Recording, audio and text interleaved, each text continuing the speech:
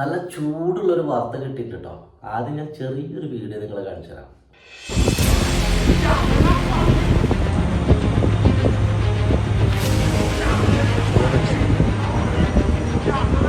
ഒരു സെലിബ്രിറ്റിയൊക്കെ അവൻ എന്തോരം കഷ്ടപ്പെടണല്ലേ. അതും നമ്മുടെ മലയാള സിനിമയിലൊക്കെ ആണെങ്കിൽ പിന്നാലെ നടന്ന് ഓരോ ഡയറക്ടേഴ്സിനെയും എല്ലാവരും കണ്ട് ചാൻസ് വെച്ച് ബുദ്ധിമുട്ടി ഇപ്പോഴും നടന്മാരാവാൻ പറ്റാതെ തെണ്ടി തിരിഞ്ഞ് നടക്കുന്ന ആൾക്കാരുണ്ട്. ഇപ്പോൾ ഇത്ര സമയം കൊണ്ട് അത്യാവശ്യം നല്ല പേരെടുത്തൊരു നടനാണ് ഈ വിനായകൻ. ഇപ്പം അടുത്ത കാലത്ത് മമ്മൂട്ടിയുടെ കൂടെയൊക്കെ നല്ലൊരു പടത്തിൽ അഭിനയിച്ചിട്ടുണ്ട്. ഒന്ന് അവസ്ഥ ആലോചിച്ച് നോക്കി നോക്കും.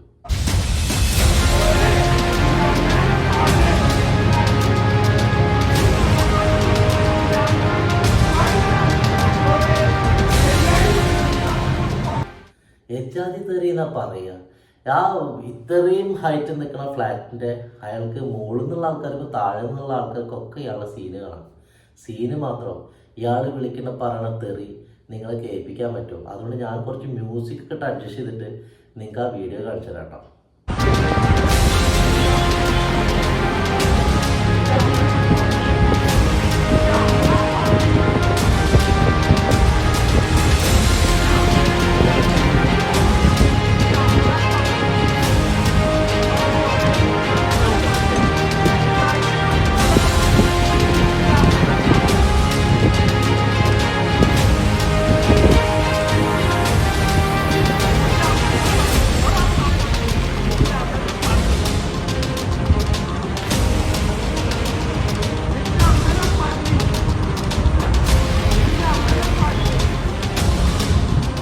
ഏത് മരുന്നാണ് അടിക്കുന്നത്, എന്താണ് കുടിക്കുന്നത് എന്നുള്ള പിടുത്തമുണ്ടോ?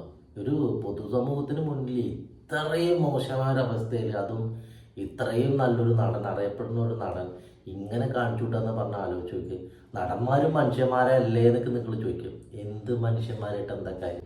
ഇങ്ങനെ മനുഷ്യരായിട്ട് കാര്യമില്ല, ഇങ്ങനെ മൃഗങ്ങളായിട്ട് കാര്യമുള്ളൂ. അത് വിളിക്കുന്ന തെറിയിൽ ഈ ഓപ്പോസിറ്റ് നിൽക്കുന്ന ആളുടെ അമ്മയ്ക്കിട്ടാ വിളിക്കുന്നത്. അമ്മയ്ക്കിട്ട് വിളിക്കുകയാണെങ്കിലും കുഴപ്പമില്ല.